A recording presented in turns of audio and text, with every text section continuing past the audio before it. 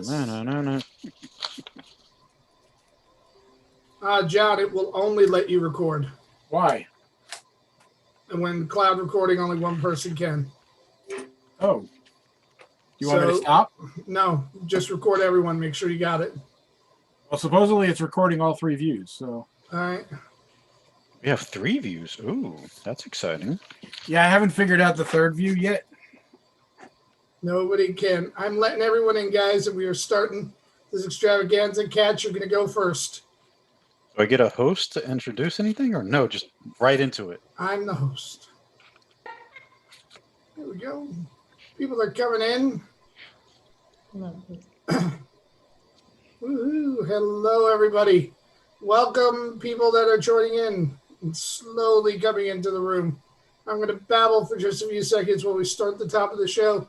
I'm Jim. Good to see you guys.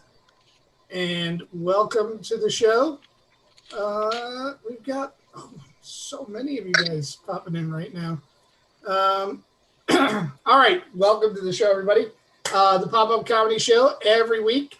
Those of you that are coming in to watch, feel free to turn your mics on. Feel free to turn your cameras on.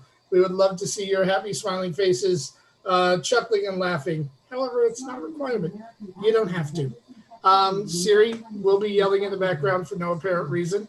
But welcome to the show. We've got a bevy of fine comics all in these boxes, and some of them that are remaining hidden even as we speak. We've got comics from around the globe. Well, pretty much New York, Atlanta, Canada. That's around the globe. It's part of the globe.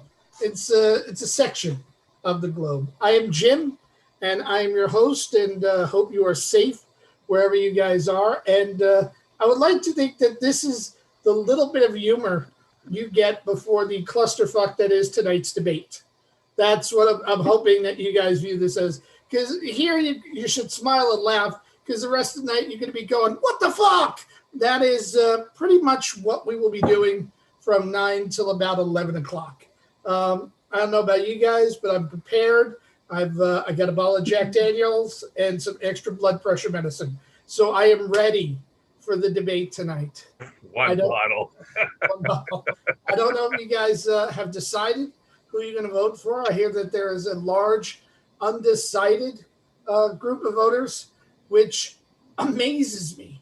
Like, undecided voters. How do we have undecided voters? Exactly. That doesn't seem like, if I'm thinking, a mystery, just a mystery, how can you be undecided right now? Because here's the thing.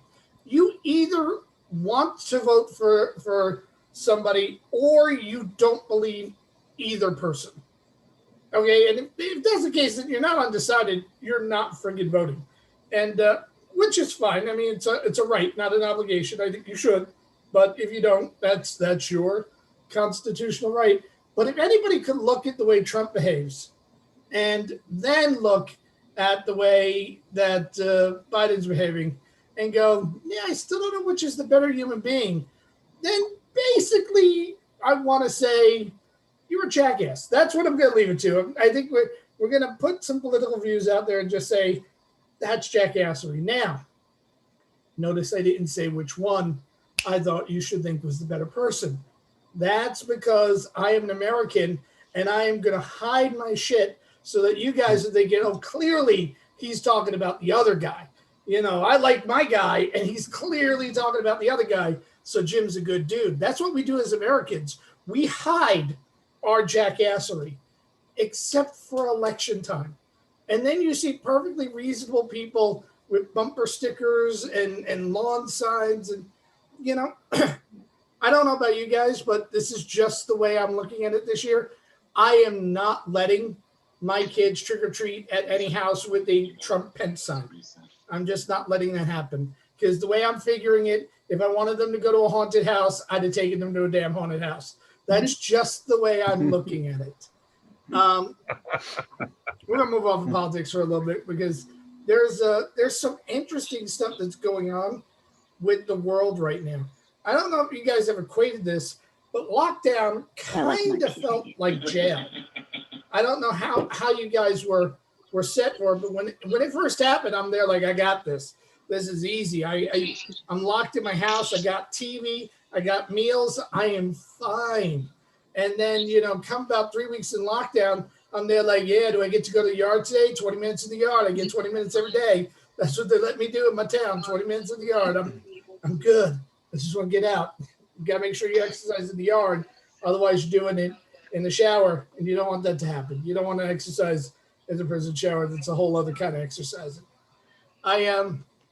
Here's what I realized, and I think many people have come to this realization during lockdown. I don't like my family as much as I thought I did. I don't know how you guys felt, but like a week into the quarantine, I'm there like, I'm keeping you guys safe. I want to make you guys happy. A month into quarantine, I'm there like, I need to see other fucking people. I need other people in my life. You people are not stimulus enough for me. I know all of your shit. I need other people with other weird shit that I have to figure out. And I also figured out that I think I'm slowly coming in touch with my feminine side during the pandemic, which is another very frightening thing for me. But I've never been a touchy-feely person. Like I got a friend who likes to hug me all the time, and I'm there like, dude, we are not that fucking close. And he's there like, you realize we're actually related. And I'm there like, that's not an excuse. I need my space. So, but I have one female friend, and she's a hugger. And it's like, you are cute enough that I will allow you to hug me every time we see each other. So I've always looked the other way. But like, as people said, whenever she hugged me, it looked like I was being arrested. It really did. I don't look comfortable when I receive human affection. And then I saw her on the street during the pandemic, and we couldn't hug. She had waved to me. And I'm there like, motherfucker, where is my hug? I don't care if this is possible death. You need to embrace the hugs. So there's a lot of physical and sociological changes that are going on. And I don't know how cynical you guys are, but I have a feeling, this is just a small feeling, come November 4th, no matter what side wins, pandemic over. I have that feeling. Does anybody else have that feeling like there's just going to be just a miracle cure that's been held in a box, and it probably didn't happen in March. They probably didn't have it then. They probably figured it out sometime in, I'd say, late September, early October, which is also the same time that the dude from Maggie May should be getting back to school. But they figured it out right about then. And they're just holding it. And whatever side wins gets to be the heroes. That's my giant conspiracy theory. And I will also further tell you guys about this. I think that there is a whole generation of kids that are going to be tremendously traumatized by this pandemic.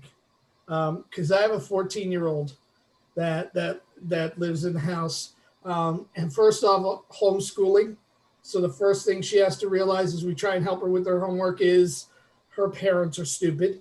That's we had the ability when we were kids to think our parents knew everything, but no, like clearly we're idiots. And then they get to see that their parents really don't like each other because there's a lot of sniping that's going on because it's different. It's different for our parents' ages.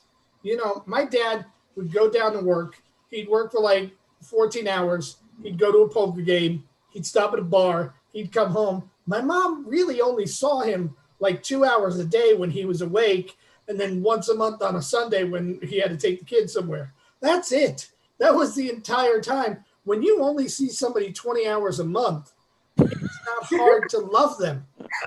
But when you are spending 70 to 80 waking hours a week alone, you really got to love somebody to overlook their shit. Because I'll be honest with you, I saw my wife open a letter and I was pissed at the way she was opening the letter. And that's when you know you're on edge, because it wasn't even my letter. It was just a letter. And I'm there like, you're doing it wrong. And that's why I think we need to get back to the model.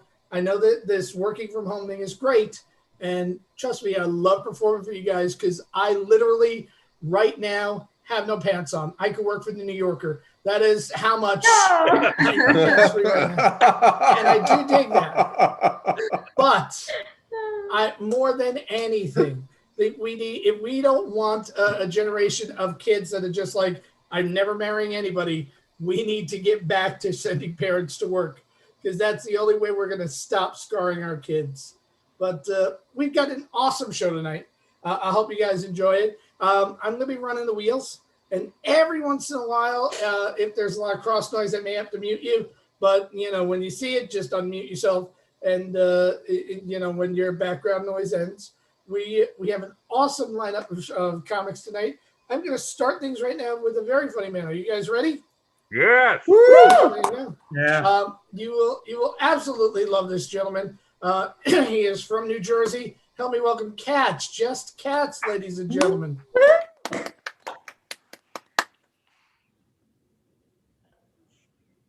Hello.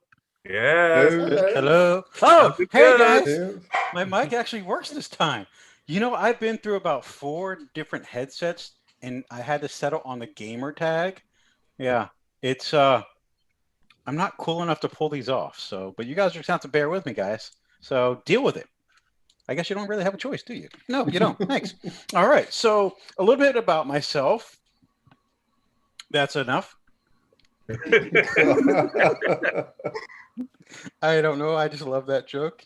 It tickles me. It just tickles me a little bit. So no, but really, I am an army brat. If you couldn't tell, I don't know why you could. I'm not wearing fatigues or camo because if I were, you wouldn't be able to see me. But it was pretty great being an army brat. I got to travel the world a lot. Not really. The commercial is always very misleading because they tell you get to travel the world, see the sights, live a little, experience other cultures. No. That's not always the case. Sometimes you wind up with the short straw because I was born in Kentucky. Then I was raised in a combination of Alabama and Alaska. So you can say I got a whole lot of diversity. So I'm pretty woke in my ages. It's pretty awesome. Like they don't tell you certain things like as an army brat about what's love and affection. Yeah. The day I knew my dad loved me, it only happened maybe twice. He actually saluted me back. So that was probably the crowning achievement of my childhood. When your father salutes you back. No, you guys don't know, saluting not like JFK Jr. when his dad died. No. Nothing. You guys are heartless. I'm pouring my heart. That was seriously like my dad. When my dad saluted me, I shed tears. Like I didn't know that I could shed happy tears. Usually it was just when he beat me and I did something wrong. I mean, he beat me so much. I actually got a Purple Heart by the time I graduated.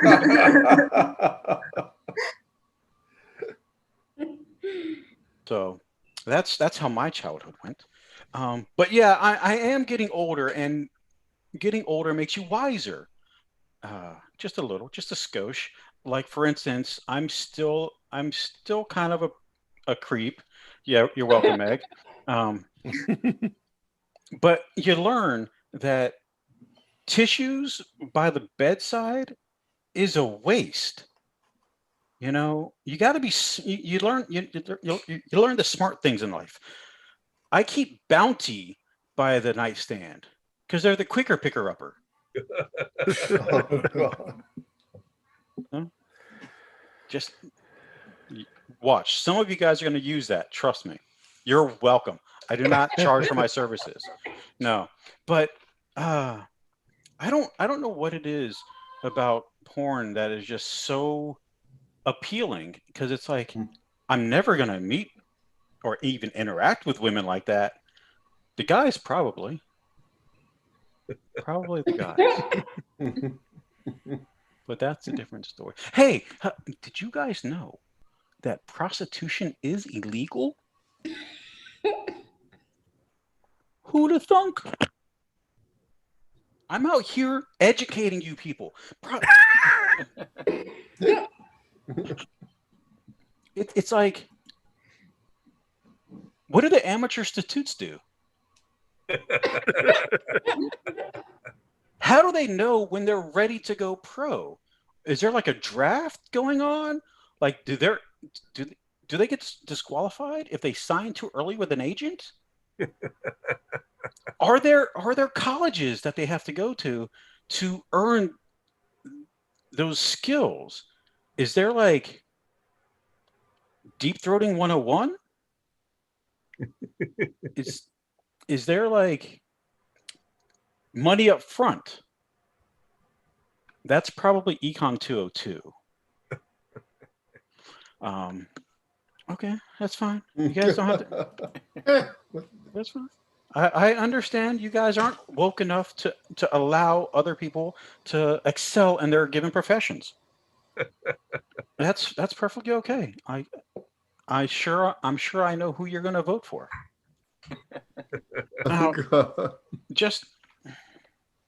Now, I did mention getting older, and I know at some point I'm going to have to start, planning my own funeral. It's just going to happen. Like, no one else loves me enough to do that. So, but mostly I just don't want to burden other people to do that. But did you know? This is another Did You Know segment. The more you know. That you do not own the land where you're buried. Like, you don't get that for life. Well, your life, yeah, because you know how long you're going to live, guys. But no, like after a certain number of years, the cemetery takes it back from you. And if you don't use your plot, like within a given time frame, they will just repossess it and allow someone else to get buried next to Nana. That's just heartless, in my opinion. But like I said, you don't own the land. So does that mean you have to pay rent every month? And I'm looking at the screen. Some of you guys might forget to pay your rent every month. So that means that there's a chance that grandpa is going to end up on the side of the road because they're just going to kick him out for defaulting your payments. Is it going to be like a storage wars? Oh, God. Oh, shit. Everyone's going to bid on that brooch. I'm just going to leave you with that thought. You're welcome, guys. Thanks for your time. Cats, everybody. Just cats, ladies and gentlemen. Woo! All right, Cats, where can people find you on Tuesday nights? Ooh, that's a good point. Thank you so much for asking. I do run my own show, believe it or not. It's called Sets on the Beach. It happens every Tuesday night at 8 p.m. There you go. Just feel free to follow me on Instagram for more details, guys. Thank you. You're welcome. We're going to continue. Can I tell you guys the single best thing about the pandemic? That my kid has been baking nonstop. So I've been getting cookies pretty much every day, 5 or 6 times a day. So it is now a race to see what happens first, whether the pandemic ends or I die from diabetes. One of these two things. I would take diabetes in the under if I were you guys. But we are going to continue, ladies and gentlemen, with another very funny comedian. She's coming to us reluctantly all the way from Toronto. Put your hands together for Dina Fireball Bakewitz. Dina Bakewitz! Dina! Jim, that's the best intro ever. Reluctantly. I don't know how you do it, but you always have cats set me up because I may not be allowed to vote blue, but I am going to work blue tonight, and we will talk about porn. I don't know. Pretty much I could say anything at this point and I'll be like, yeah, porn. Speaking of porn, there is a giant inflated Borat doll on the Toronto waterfront. Okay, I've been here 2 weeks. I have a boyfriend. I can't see him now. And this is true. Read the news. Ginormous to promote his movie and to promote something else that's been on our screens the past couple of days. I can't see him. I've been cock blocked by the buildings, but I am going down tomorrow to the waterfront to find my man. So here's the thing about Canada. When you first arrive from the States or anywhere else into Canada, you have to quarantine. And it's not a suggestion, it's a law. It's a very strict 2-week process. You must call, there's an app you have to download, they track your phone, you have to call in every single day. I'm kind of a nice girl in some ways, and I didn't really want to get arrested my first week back in the country since I was already kicked out of the States. I'm running out of countries to live in at this point. So, like a dutiful girl, I called every day. And then at one point I got bored. I threw caution to the wind. I decided to live life dangerously. I stopped calling. 1 day, 2 days, 3 days. No phone calls, no emails. No one showed up at my door. I felt so rejected by the Canadian government. And in my fantasies, I thought they'd show up and say, you know, have you been home? Have you left? I was like, no, I've been here the whole time. I'm just really bored and lonely and I wanted some company. I never came and I'm still really bored and lonely and I still want company. So I got to go find my plastic inflatable man tomorrow. But the good news is I did actually, I finally moved into my own apartment. And the day I moved was pretty special. I showed up to a completely empty apartment, to the lobby of the building, with a small suitcase, a queen-size mattress, and a laptop. All you need to start your own porn channel. Thank you very much. Internet, check. Mattress, check. Hand sanitizer and moisture lotion. So I've got a new business. Now, you might be asking, what's in the suitcase, Dina? We know what the mattress and the internet are for, but what's in the suitcase? Well, it's Canada in the fall, right? I moved at the end of September. Normal people would pack sweaters, scarves, boots. Not me. 8 bras and 8 thongs to match. Red, lace, satin, blue, yellow, green, white, black. A low-cut red dress, black booty shorts, Daisy Duke cutoff jeans, and a white corporate blouse to play naughty secretary, sexy job interview, and nasty boss. And 1 pair of platform gold sandals. Basically, a capsule wardrobe for a stripper. You guys, I'm like the Marie Kondo of porn, okay? 1 suitcase, that's all I need. I'm not going out. I have a mattress to sit on and lie on and an internet connection and lingerie. Welcome to my new life. And minimalism has new meaning when you're 4'6"3/4, those of you who've met me. And the 3/4 matters. It's the only thing giving me access to the chocolate chips. That's not a euphemism for black men. I mean chocolate. So, does anyone else watch porn to learn acting techniques? Just me? I'm gonna rock my next audition. Anyhow, show up. The hottest real estate agent I've ever met. Represents the owner. He was in the lobby waiting for me. Now that's my porn fantasy. And at first I said, do you want to come up and inspect my unit? He said he couldn't, he was parked illegally. Now the last time I checked, sleeping with a tenant, not against the law. Trust me, I know. Then he saw my mattress and he offered to help me up. So I brought him up to my apartment. And if it wasn't for COVID, you guys, the afternoon would have ended very differently. He came, he inspected, he left. I did tell him he would end up in my set. He said, I know you do stand-up. I said, what do you mean you know? He goes, I checked out your videos for the rental application. That's not what you're supposed to check. Anyhow, he did not overstay his welcome in my spot. He did not get a parking ticket. But 2 weeks later, I get a phone call.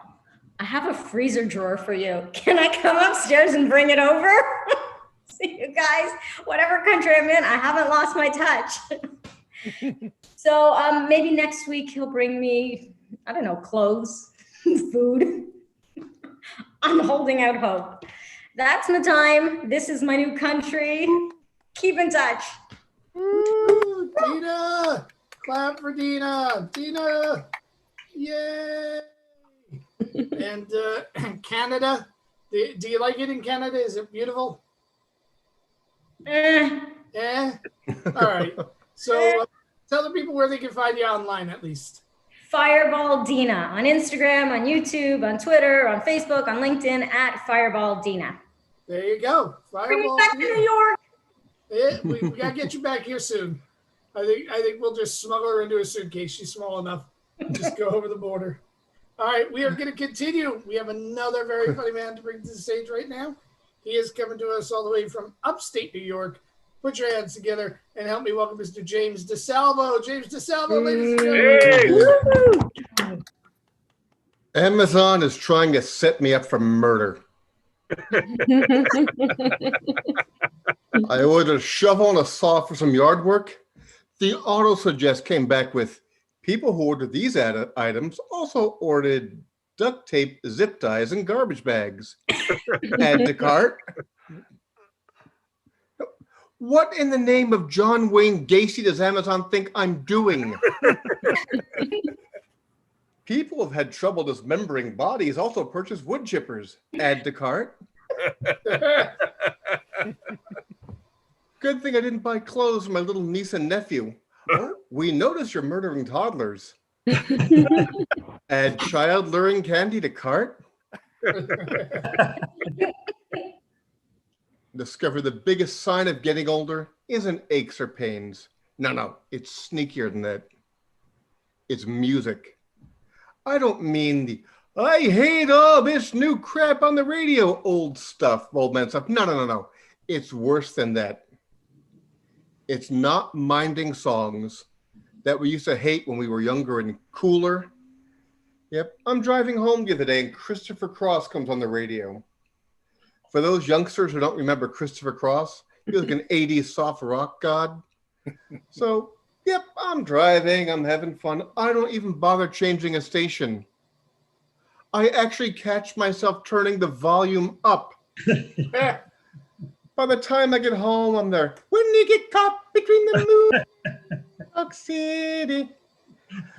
It ended. I didn't get out of the car. I'm like, oh man, maybe the Carpenters are on next. That's old age. But we know, because music is hardwired into us from an early age. It marks important events. There's an entire generation that's going to associate potty training with Baby Shark. It's happened to all of us. I'll prove it. Here's the story of a lovely lady, or in West Philadelphia, born and raised.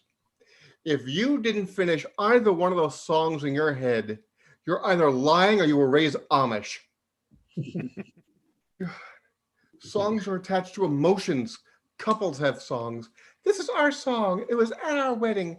We love it. Oh, I lost my virginity to that song.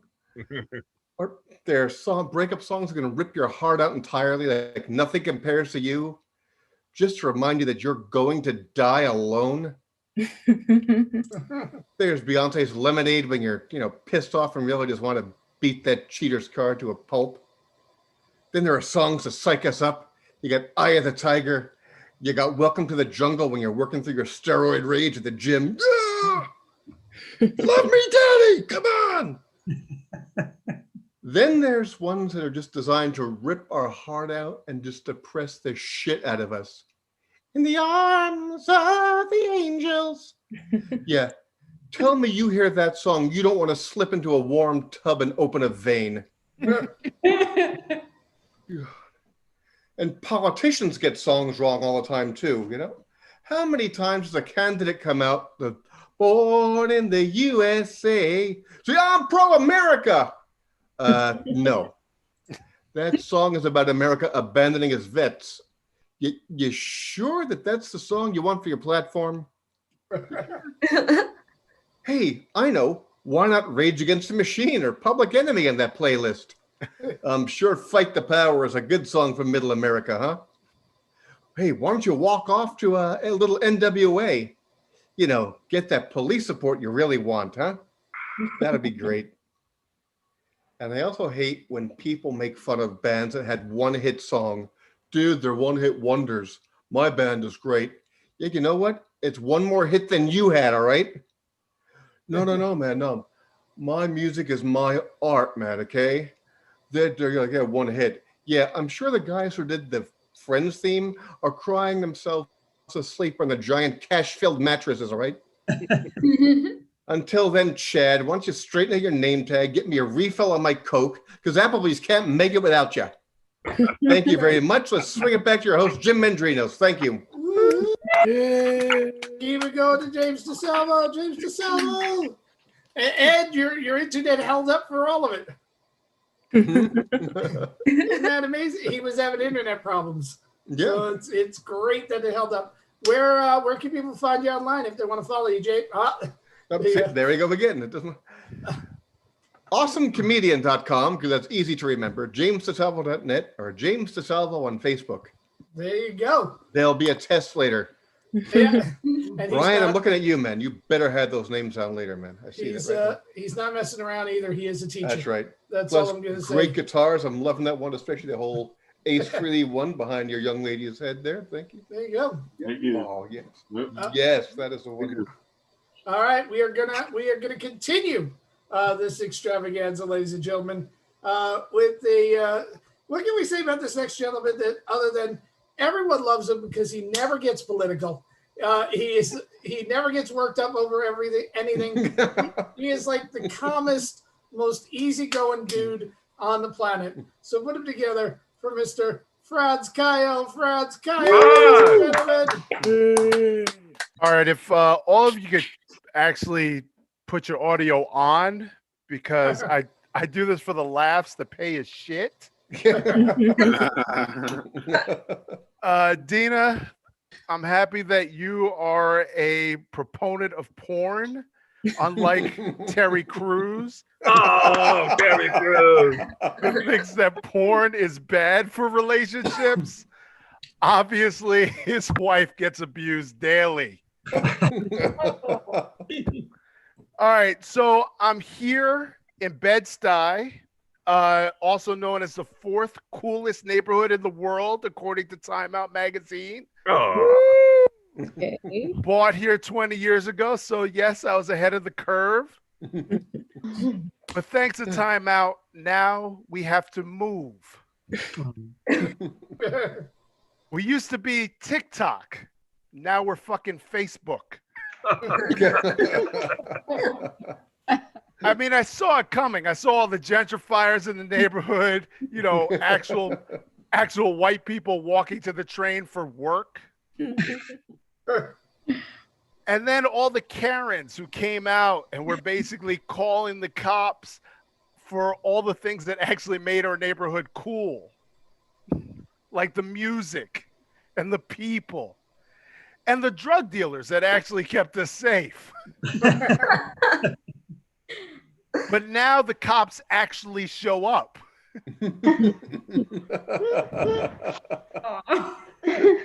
Which now makes the neighborhood unsafe for me. I just want to go bird watching. That's all I want to do. Hey.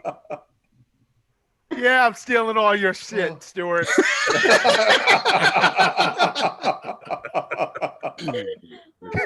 Stuart's going on later with no jokes.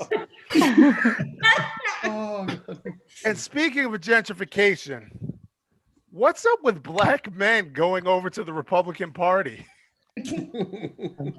I mean, I know we're known to not support our black women, but this Kamala Harris backlash is really, really bad. Yeah. I mean, we have Ice Cube and 50 Cent. Well, actually, let's start with 50 Cent. All mad because Biden's going to tax him. Motherfucker, you're just black rich. White rich people should be upset. There's over like 600 white billionaires in the United States, led by Amazon Jeffrey Bezos. There are 5 black billionaires in the United States. 5. Jeffrey can easily buy and sell them multiple times.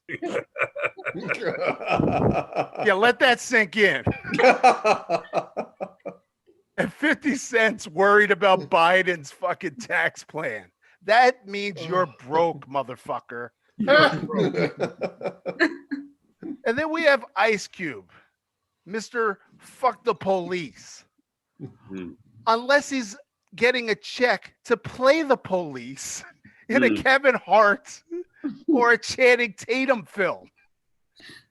And I'm noticing that taking a check is really the theme of all of this Republican blackmail, whatever it is that they want to call it. I even see like Herschel Walker, who no one's even heard of for years and years and years. Coming out of the woodwork to talk about how, hey, I've been friends with Donald Trump for over 30 years.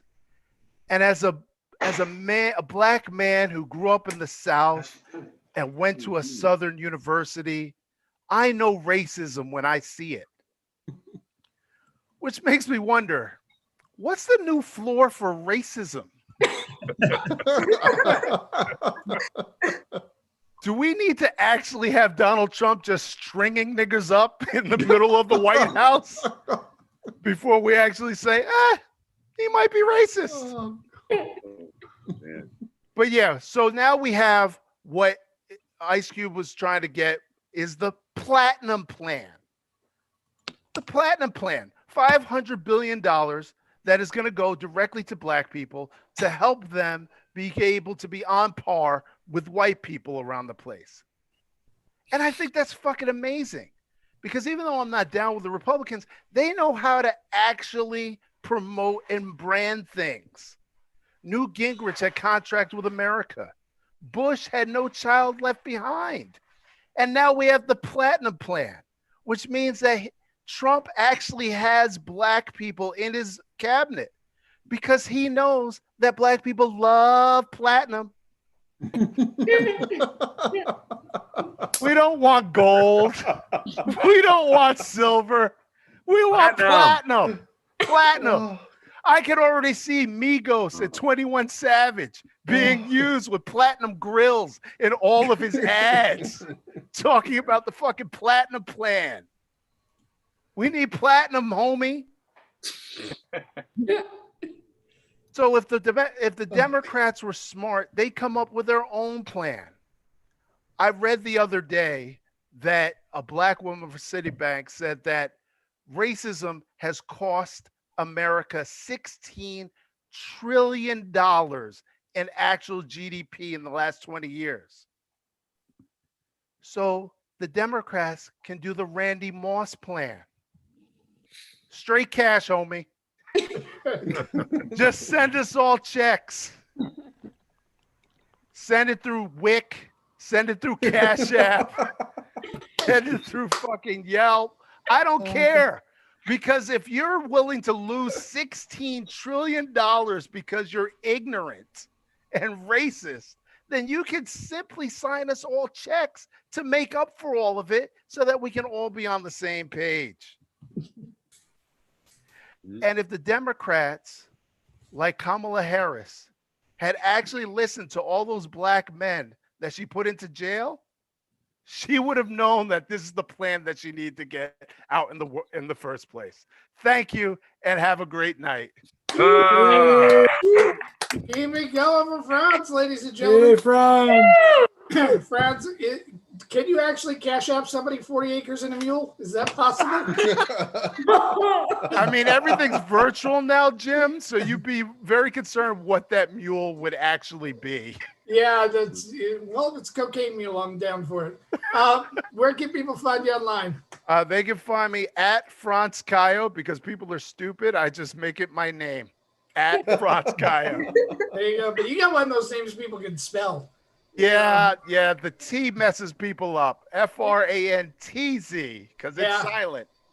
Yeah, well, I had Jim Mandrino, so I had to go for world's best comic because nobody could spell Mandrinos, including the doctor because the name is wrong on the birth certificate. Wow. All right. Okay, going to continue, ladies and gentlemen. We've got more. Are you ready for more, ladies and gentlemen? We have a very funny man who apparently is coming to us all the way from San Francisco. You see the Golden Gate Bridge behind him. He is just relaxing and enjoying himself until he gets ready for Christmas Day. Put your hands together. Help me welcome John G, ladies and gentlemen. John G. Hey, that's me. Oh, okay. You know why the Golden Gate Bridge is behind me, Jim? Hi. Because I was trying to find a place to jump off of, and I figured it wouldn't hurt if it was only the top of my computer screen. I don't know. Maybe the floor is a little hard. So today was a rough day. Today I got paid to sit on the couch, drink soda, eat pretzels and potato chips, and watch TV in my boxer shorts and a wife beater guinea tea. I don't know if I'm allowed to say that. Am I allowed to say guinea tea anymore? Oh. Is that racist or what? I don't know. But that's what I grew up with, you know? And somebody actually paid me to do that today. And no, it wasn't my boss and it wasn't a Zoom meeting. No, I was actually on a set today. So, but the funny part about that was the fact that I was walking around this person's apartment in my boxer shorts today. And naturally during the shoot, we took off the mask, right? So I went over to talk to his roommate, who was a female, and I started talking to her. And this is how you know that like you're out of shape and very unattractive anymore. She was mad at me because I didn't have my mask on. The fact that I was in boxer shorts didn't matter to her. That's terrible. That's terrible.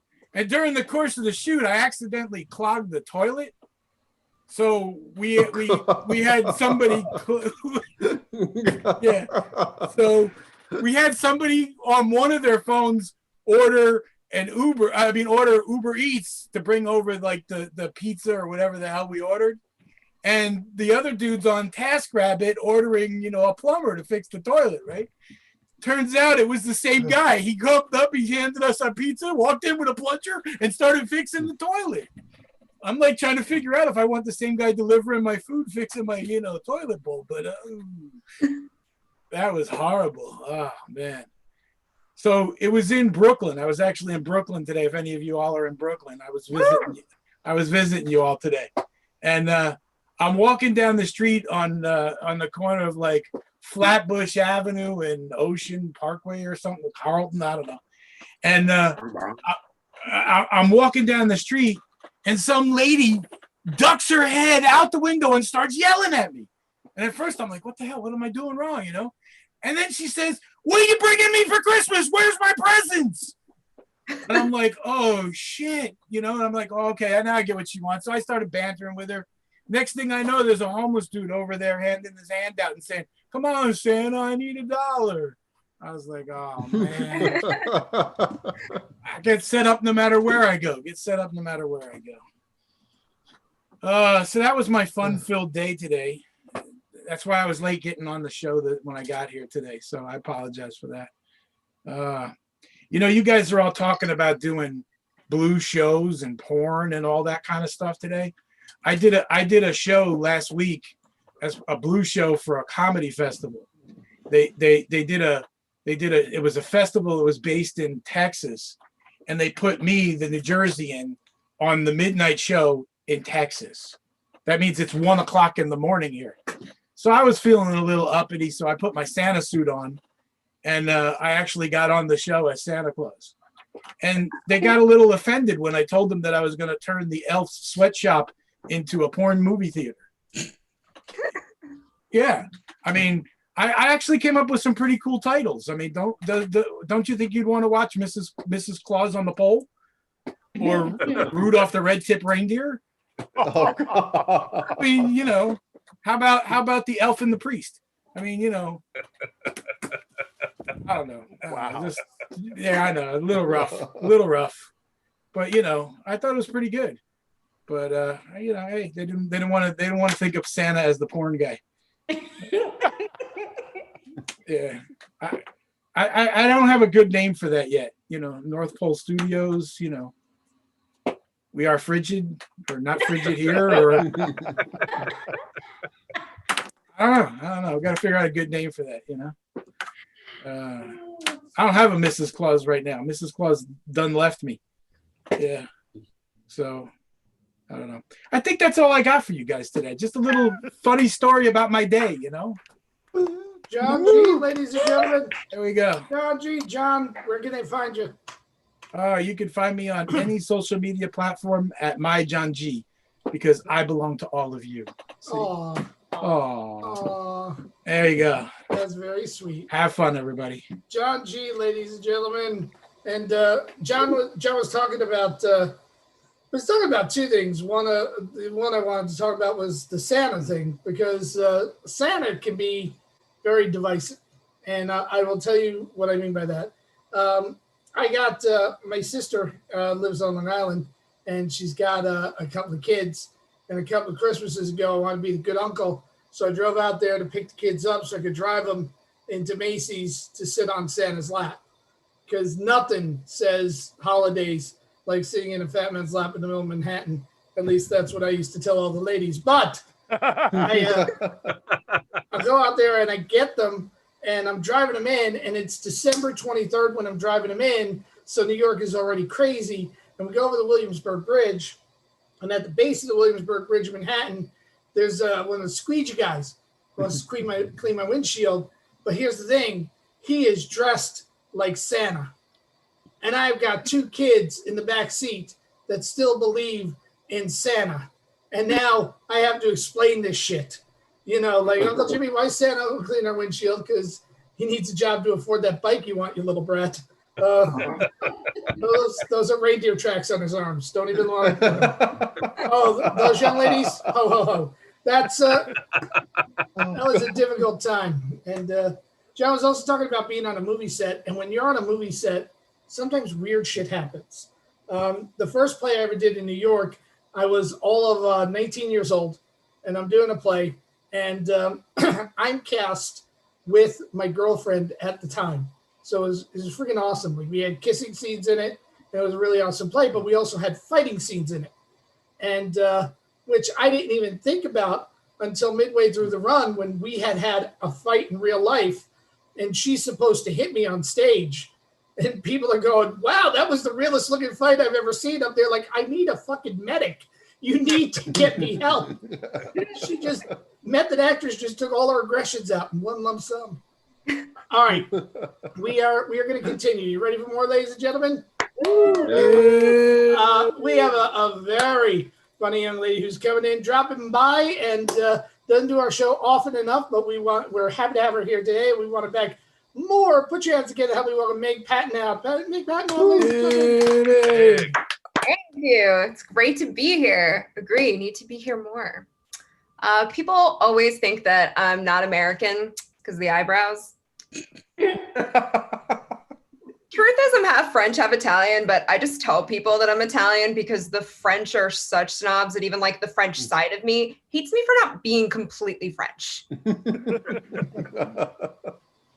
I'm from upstate New York, and not like Westchester, but like the real upstate where they do like really weird shit for fun. Like, you know, people in my family they do this thing every winter where they strip naked and then dive into frozen lakes. They call it the polar plunge. I call it hypothermia on purpose. I'm like, why do you do it? They're like, that's our escape from reality. I'm like, I'm sorry. If you live somewhere and that's your chosen escape from reality, you should just move. I'm actually the first woman in my family to ever live alone, which means I'm the first woman in my family to ever master the self-administered Heimlich maneuver. Not for safety reasons. Like, this is purely for pride. Because I can't tell my parents that I moved to New York City to like pursue my dreams and have them find my body 3 weeks later covered in goldfish with 51st dates on in the background. And, you know, people always say, like, when I moved to New York City, they're like, oh, you're a woman living alone in New York City. Do you feel safe? Like, yeah, it's the safest I've ever felt. Now when a murderer comes into my building, they have to go up an 8-floor walk up in order to get to me. When I first moved to New York City, I was seeing this guy like a while back and was at his place, and I went to get like a towel from his closet, and there were just 50 decks of playing cards and a straitjacket. And I kept thinking, like, serial killer or magician, serial killer or magician. I would have been much more comfortable with serial killer. And he was a nice guy. You just have to find yourself at a diner at 2 a.m. with 20 magicians once. Just start asking yourself some pretty serious life questions. And like, dating's hard. Like, you got your job schedule, get your workout schedule. It's really difficult to schedule time to just like hopefully not die alone. And there's so many places to make like bad choices now. Like, you got Tinder, it's meant for regrets. You got JDate, but it's frowned upon when you're Catholic. Then you got glutenfreesingles.com.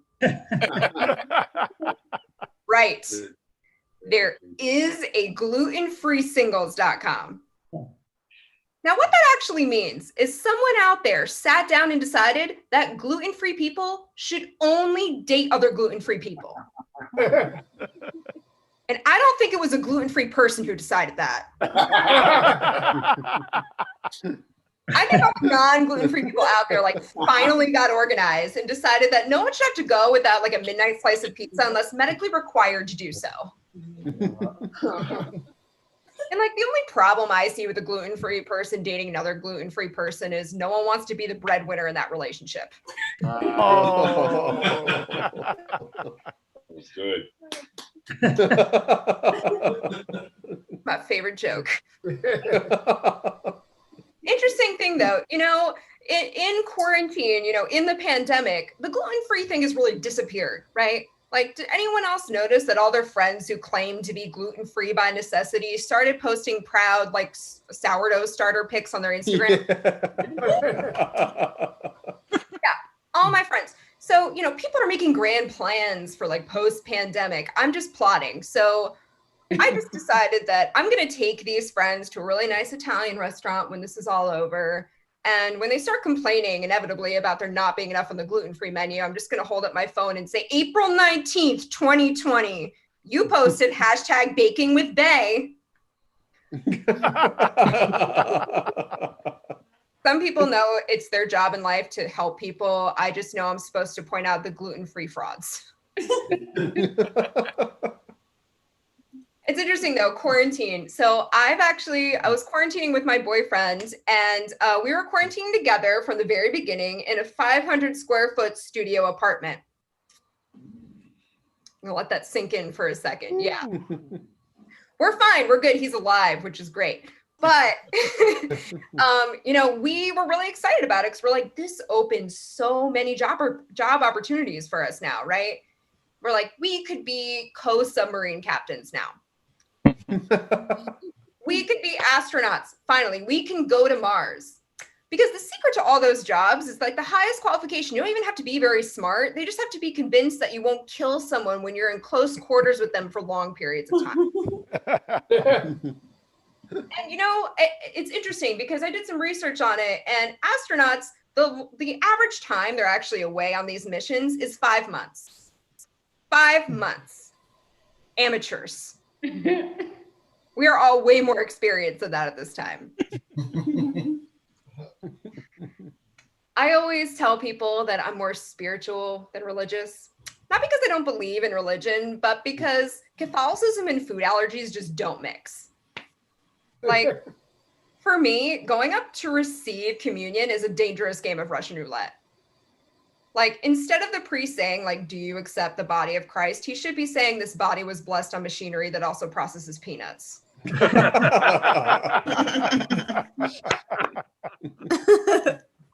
And I've had an allergic reaction to the host in church before. While I'm sitting there in the pew with my family suffocating, I kept thinking, like, what's the police report going to say? Like, murdered by God. In church. Like, I've heard of divine intervention. I just didn't think God would send Mr. Peanut to do it. I now tell people I am Catholic, but I have a very severe Jesus intolerance. You know those childhood memories that stick with you, like when your dad teaches you how to ride a bike? Well, mine was when I was 6 and my mom told me she was gay in the McDonald's drive-thru. Like right between the windows. And you know, coming out is obviously a very significant moment. I just never thought I would one day associate the smell of McDonald's French fries with like drastic life changes. And I'm so proud of my mom. Like, I'm proud to be the daughter of a woman who stood up for herself and who she was before it was cool. But I'm really jealous because I'm never going to be able to say something like that shocking to my parents, right? Like, for me, the most shocking thing I'm going to get to say to them is when I moved to New York City, I accidentally dated a magician. All right, guys, it's my time. I'm Meg Patna. Thank you so much. Hey, woo, clever Meg. Meg, where can people find you? Where do they find you online? Find me at Meg Patnod Comedy on Instagram, please. There you go. All right, we got more people. We have 2 more acts, and you guys are you excited? Are you excited that you made it this far, ladies and gentlemen? You should be, because we've got a very funny man to bring to the stage. Continuing the theme from Brooklyn, he is about to come up here for you guys. Put your hands together and help me welcome Stuart, clever Stuart, ladies and gentlemen. Stuart Gibble. Hey, Stuart. Greetings from Brooklyn. Thanks, everyone, for coming out. It's great to see you. I love living in Brooklyn, but I may have to move. The other day, I woke up and one of my neighbors was playing the ukulele in the backyard. The ukulele. I mean, I could put up with a lot. I could put up with the mice, the rats, the cockroaches, the hipsters, the trophy wives. But the ukulele? I mean, that's just a fiddler on the roof too far. Why was that instrument developed? I mean, we know that the guitar exists so nerdy guys could get women. But the ukulele? I think it's a primitive form of birth control. Has any woman ever said, oh, the sweet melody of the ukulele, they blind the player and fornicate with him? No. So I have to think about moving. I don't know where. I can't live in Manhattan again. It's too noisy. And I don't know what's in the Bronx besides Yankee Stadium. And from what I hear, Staten Island is basically New Jersey, you know, with a landfill that's now closed. So I'm in Brooklyn. I travel around, you know, when I go to like the doctor or the deli or the doctor, people ask me what I do for a living. And I say I'm a stand-up comic. And they always go, wow, I always wanted to do stand-up comedy. And at first I say, well, do it, asshole. I'm not the gatekeeper. Go for it. But then I realized that in that scenario, I'm the good guy. I'm doing it. I'm getting on stage. They don't care that I've never headlined. I'm up there telling jokes. You know, not all heroes wear capes. The other thing that they ask is they say, what is it like to be a stand-up? And the truth is, I don't know. I haven't done it that long, you know? I took a stand-up comedy class with this guy named Jim Mandrinos at Gotham. He's a great teacher. He's never been convicted for killing one of his students. So maybe that's because he's had good Jewish lawyers. I don't know, but it doesn't matter. But he said being a comic is like being a matador. And Dave Chappelle says being a stand-up comic is like being a gladiator. Okay, gentlemen, just tone down the testosterone just a little bit. In both those scenarios, someone has to die a violent death. Either the gladiator, the matador, or the bull. And I know bullfighting is very violent because when I was 14, my dad took me to a bullfight. And it was gory and it was bloody and the bull was having a terrible day. And I said to my dad, this is just too much. My dad says it's okay because they give the meat to the poor. I'm going, Dad, what happens when the matador dies? Does the Gonzalez family go hungry? I mean, how poor are all these people? You know, do they eat them? I don't know. But don't tell me that cannibalism hasn't happened sometime in your ancient past, okay? Because at the same time, I was taking that, I saw that bullfight. I was taking a class in a history class, and we learned about the Donner Party. You know, they were trying to get to California during the gold rush, and they ran out of food, and they ate their own when they died. Yeah. You should be glad it didn't happen today, because if the Donner Party happened today, they would get a reality TV show, Keeping Up with the Donners. And there would be a Donner family cookbook, okay? So I'm lucky that's passed. But I was thinking, you know, if I died and my family or my relatives didn't have any food, would it be okay to eat me? And I say yes. You know, for the first time in my life, I'd be useful. You know, they're starving to death. I only have really one request, and that is that they make me into stew, because I love irony, and I think that would be great. Also, show some respect and don't fight over the testicles, okay? But the thing is, to me, being a stand-up, you're not a matador, you're not a gladiator. Then I went to shepherd, but then I realized people, they're sheep, but they just don't want you to call them sheep. So that didn't work. Then I said, oh, stand-up is like therapy. I'm the therapist, and you are all my patients. How do I know about therapy? I learned the hard way. My ex-wife is a marriage therapist. And from that, I learned that I'm passive aggressive. I hate that term. Do you want me to be more aggressive? You know, I never consider myself passive aggressive. I consider myself a sarcastic asshole, but apparently that's not a thing. So it's therapy and comedy are similar. I think therapy would be better if they served drinks, but they refuse to do that. The bottom line is I'm not a therapist. I'm not a shepherd. I'm not a gladiator. I'm not a matador. I'm not a philosopher. I'm not a doctor. I'm none of those things. I'm an addict, a junkie. Someone said to me, hey, kid, I love when people call me kid. Hey, kid, the first laugh is free. And I got that first laugh. And I got up on stage. And I wanted more and more and more and more. So, yeah, I'm addicted. But don't try an intervention, because you're addicted too. You need me on that mic. You want me on that stage. You're looking for a few good jokes. And I'm the only one between you and the murder hornets of despair. Keep that in mind, people. The good news is, because I'm still doing comedy, I have to stay in Brooklyn. That's where the action is. So here I am. Thanks for coming out. We'll be here next week. My name is Stuart Gibble, and the next comic is a real treat, so stay around. Woo. All right, woo. Stuart, ladies and gentlemen, clever Stuart. Stuart, where can people find you? Stuart. I'm S. Gibble, SGIBBEL at Instagram. There you go. So you can find Stuart on Instagram, guys. We do have our headliner coming up in just a second. I've been playing a fun game with my friends. I want to get you guys in on it, and that is, what are you packing for your November 4th Revolution bag? It's because it's either a Revolution bag or a Civil War bag, depending on how you view it.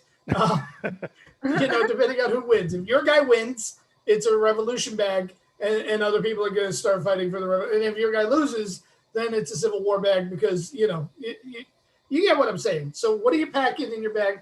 I currently have cookies because apparently there's a lot of them being made in my house. I'm packing toilet paper because I remember March. That was another thing that was very important to me. And I think the big thing I'm packing is red hats. Hear me out. They're not Trump hats. I went for Cincinnati Reds hats and Coca-Cola hats, but from a distance, it'll get you to be able to walk through a Trump neighborhood. So that's why I'm going for that. All right, we've got more, ladies and gentlemen.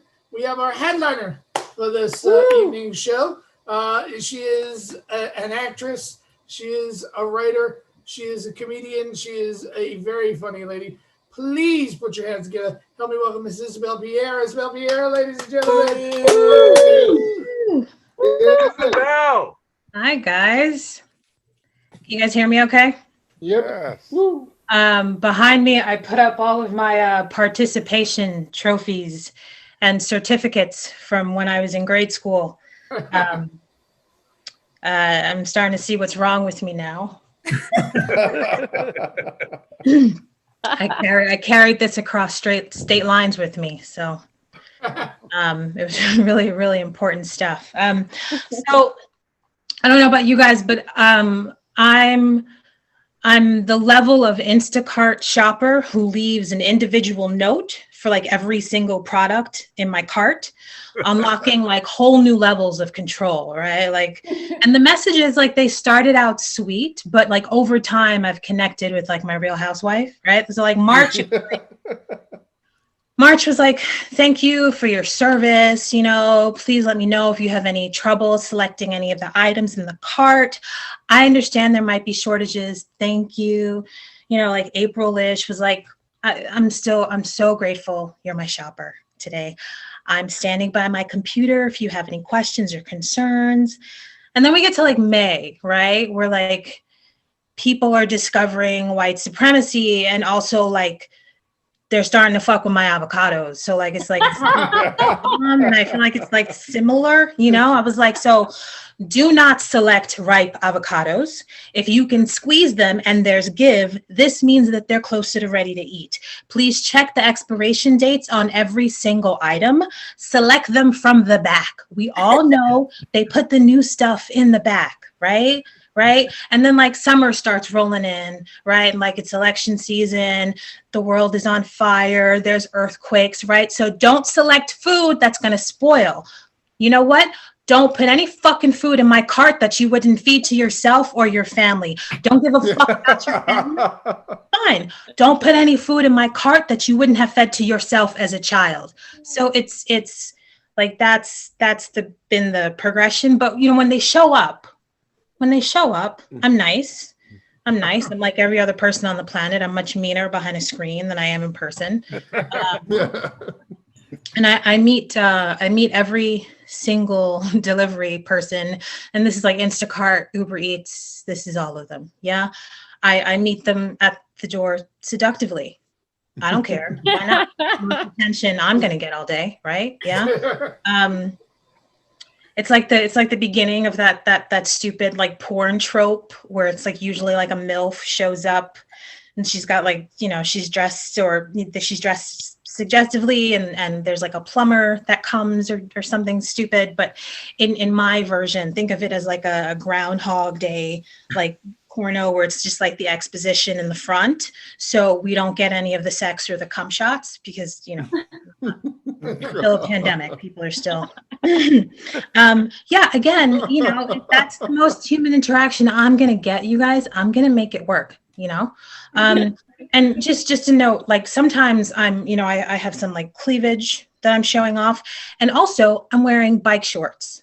Now, bike shorts are a very polarizing piece of clothing, right? So like, but they work for me in a few ways. Like they show my legs. I love my legs. I have beautiful legs, They I like who wooed. Thank you. And they also like show a little camel toe, so and I think that's also important. And just in general, you know, bike shorts identify me as like a 2-3 on the Kinsey scale, so they work well for both genders. There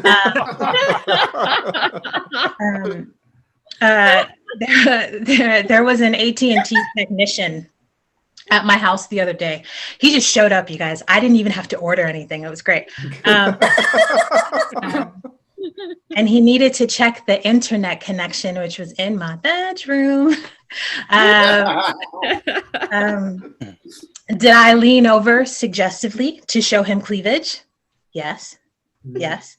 Did I pretend like we both didn't know what was happening? No. You know what I did? I stared at him the whole time because I wanted him to take it. Okay.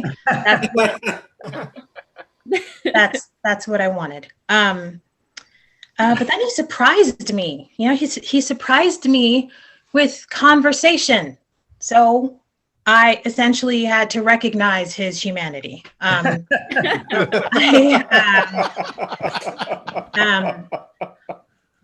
have a whole collection of crystals in my bedroom.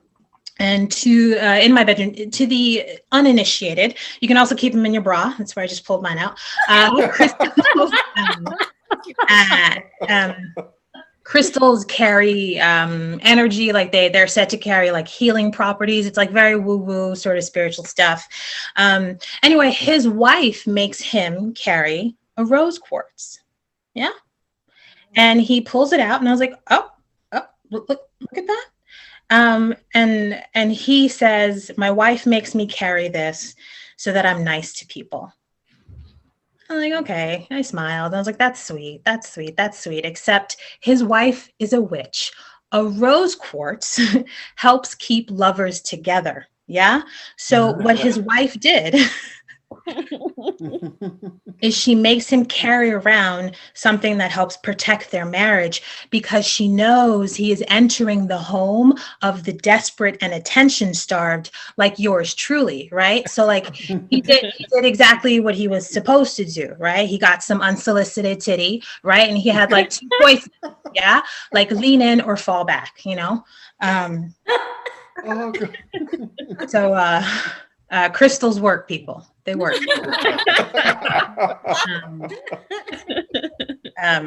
If you want to know, to my heterosexual male friends, just an FYI, you know, don't have sex with a woman when she's on her period and it's also the full moon, because then y'all go together for eternity.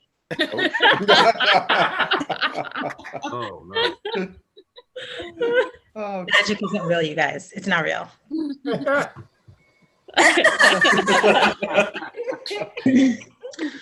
So I have some dating profiles up. I've been playing around with that. You know, I figure why the hell not? And I have this image in my head of like my Prince Charming swiping right on my profile as they're like going for a walk in the park and it's all romantic and like maybe they have coffee in their hand or something like that, and like they see me and they're completely overcome with their attraction for me and like their fucking passion for me, and like not we're all in like a fucking pandemic and this guy's just like, or woman like swiping on a toilet like with unwashed hands, you know, or like in the same greasy spot on the couch, just like bored out of their minds. I happen to match I match with a lot of Black men who date outside of their race, and I know this in part because they tell me. But like they don't just tell me, they whisper it to me, and I'm always like, what is the person in the room with you now? Like that's like that's weird, but I can get into that. It's a whole new world, you know. Like I don't care who you're dating, as long as like you're single when you're talking to me, unless like you announce that you're like poly or some I don't know, pan or some sexual term that I'm not familiar with. You just got to let me know. You just got to give me a heads up. But sometimes when they tell me, I feel like it's a warning, you know, like if I mess this up, like they're writing off Black women completely, you know? It's the level of like, also like both the level of like ego I have, and so, and also like insecurity a little bit. And what it does, it makes me feel like I'm some sort of United Negro palate cleanser. You know, like I'm like black sorbet or something. Like it's a lot of pressure. And when you're on these profiles, you have like a limited amount of space and a lot of information to express. So people will do it with subliminals. And I've noticed with these particular men, like their subliminals are they'll pose with a white friend at a bar drinking a beer, probably about like 5 seconds after they sang like Sweet Caroline, you know. And then they post a lot of like outdoorsy photos, a lot of like water related sports, right? Hoping to avoid any association with me like messing up my hair, I think. And I think that's what it is. They're like, this is gonna scare all the brown women away, you know? But I know what kinds of like white men to match with too. Right now they're identifying themselves by putting Black Lives Matter in all caps on their profiles. You don't want to do the ones that just do like hashtag BLM. Like they're not even like dedicated enough to write out the term, right? Like you don't match with them. Like they're just like they're posing, right? Well, like the like all caps Black Lives Matter, and normally like they're very they have like cherub like faces, like they look like they could be cast in like a Renaissance fair. That seems to be my type at all. So I don't know what's gonna happen to the Supreme Court, but I gotta say, you guys, I am so happy I got my abortions in like early. Like it's just, I was kind of a pioneer in that respect. I have this like fantasy that when I do this joke, all the men I've ever been intimate with will start like doing anxiety inducing math in their heads. Shit, like, you know, but I feel like they're probably thinking like a couple things. Like one thing could be like, damn, I dodged a bullet. And it's like, you're an asshole, but you're probably like also like, right. Like I was kind of like a mess in my 20s, like, let's to be fair. And then like the second thing is like, is this immediate? Because like no one wants to be the villain in someone else's story, right? Like we have a really hard time accepting that. So it's like, damn, you know, am I the bad guy? You know, and I imagine that they text me and they want to make it up to me and like talk to me about it. And I'm like, you know how you can make it up to me? You could cash at me the cost of the abortion and like just, you know, adjusted for inflation, it's about like $800. And then if you consider like the emotional and like physical labor, like you can't really put a number on it, but let's just say like $50 a month for like 6 months. So now we're like at like $1,300. I'm okay with that. Like I'll forgive you. No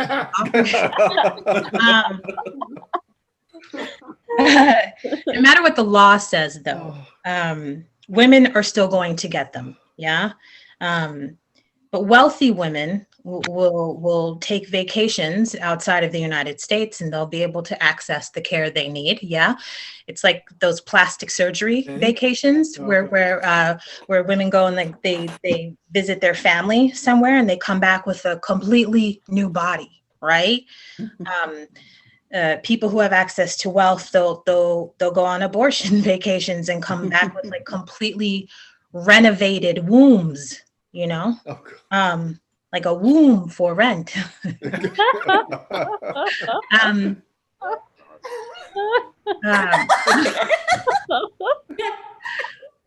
But you know, you guys, the truth is, and nobody's talking about this, some fetuses make better experimental tissue than they would have people. So they're just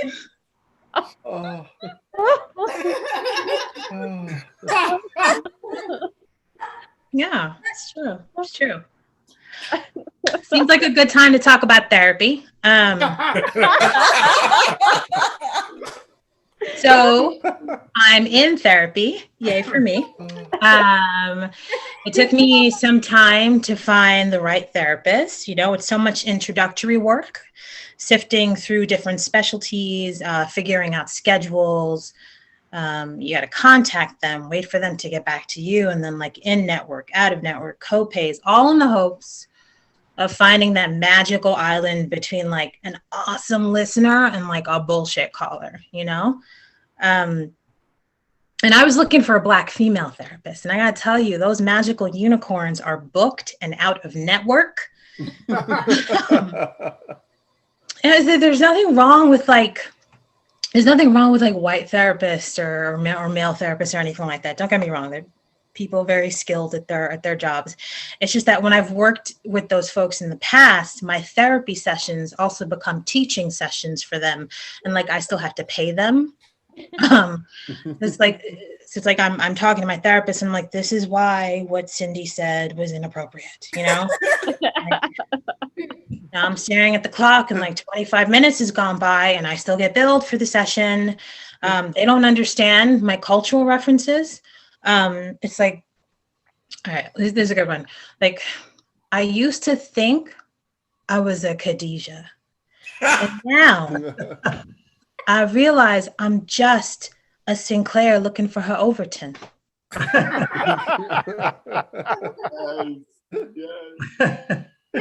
Oh, God. I love the puzzled look on the white faces that are. I don't know what is she talking about.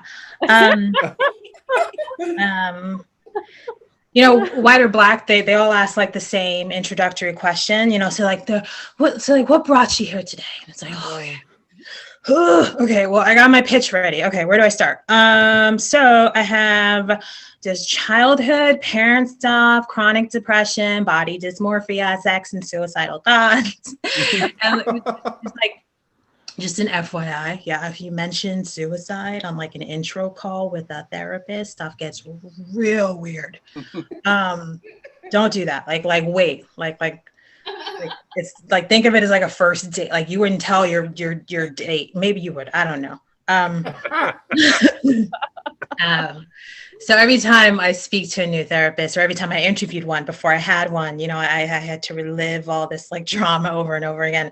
And it reminds me of something someone once said to me, and they were like, shopping for a good therapist is like shopping for a good pair of jeans. I was like, huh, like also spiritually taxing. You know, like first you gotta get through all those like stupid names. Yeah, like sometimes the jeans are named after people like Guinevere or Dahlia or something, and then they have all these descriptors like boyfriend jeans or weekend jeans, which obviously are not to be confused with 9 to 5 jeans. Yeah, weekend jeans are for people who can afford weekend homes. Or basically every like Upper East Side New Yorker who left during the pandemic. They're all wearing weekend jeans.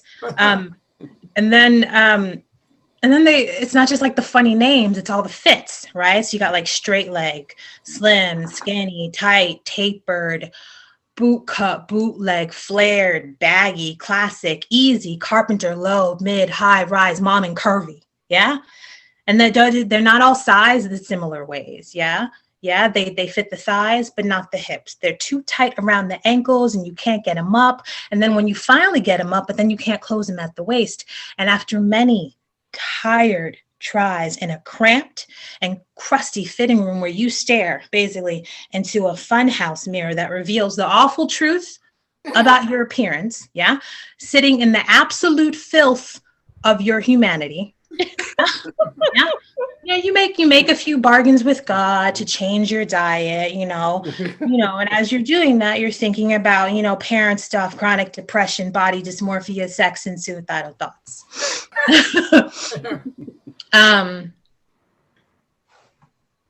So there's this guy that I was seeing who used to text me, morning sunshine, yeah?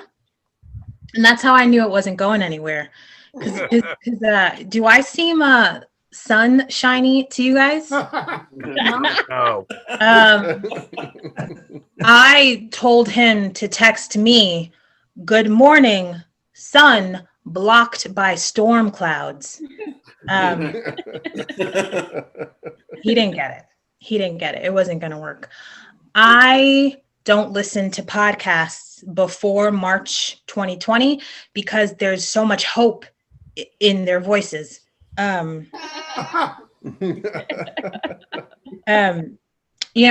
Trump might be the first US president in history to be impeached twice. I get it. Damn. All right. I'm still really proud of that one, you guys.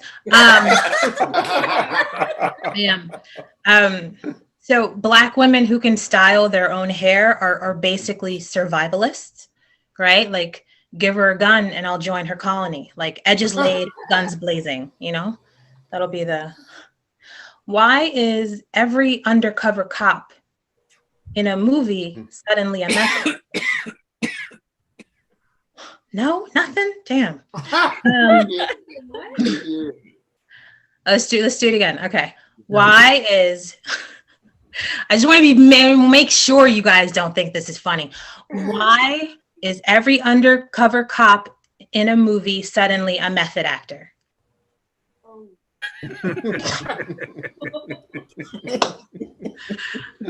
I just don't know how they go from like working class stiff to suddenly like they know the streets so well. I don't understand. It happens over 2 acts, you guys. It doesn't make any sense. Is it possible to make an indie film without a scene where an actor smokes a cigarette under the moonlight? No. Never, right? No. Between fried chicken, barbecue, and BTS, I feel like Koreans are really coming for Negro stereotypes, and they're winning.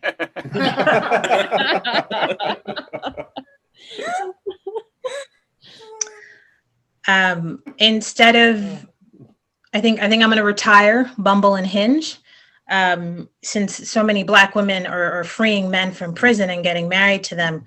I think I'll just like visit my local freedom fund, become a pen pal, and then start a GoFundMe. It'll be like wedding/probation date.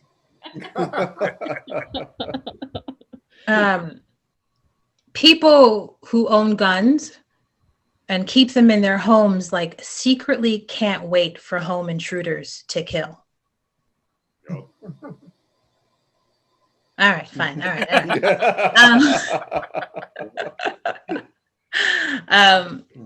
I used to watch Lifetime movies about eating disorders, not so much as cautionary tales, but as instruction manuals. Oh.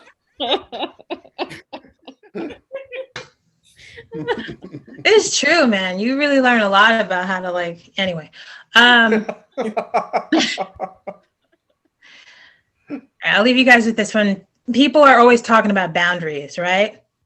Well, like, what if I think your boundaries are dumb? Yeah, like, isn't it my responsibility to violate them so that you can stand up for yourself? And this way, you get to see if your therapy is working. I'm doing you a favor. Thank you, ladies and gentlemen.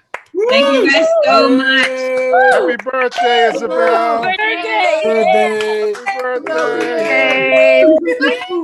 Isabel, where can these people find you online? So, if you want to send me a birthday libation, I'm dropping my Venmo in the chat. There you go. Listen, Why pretend? Why pretend? Most of you already follow me at Lady Izzo, but I also have, I think I'm a performance related Instagram at the Isabel Pierre. That's new. You can follow me there if you want to. All right. And she has a very funny sketch that she released today, so go watch that. You guys, you have been the most awesome of crowds. Can we get another round of applause for all the comics we saw on the show? Yeah, we tend to do this every week. Some weeks, multiple times a week. Next week there'll be a lovely Halloween show, so get your tickets for that. And we will see you guys soon. Bye, everybody. Bye. Thank you. Okay. Email Isabel some booze. Hey.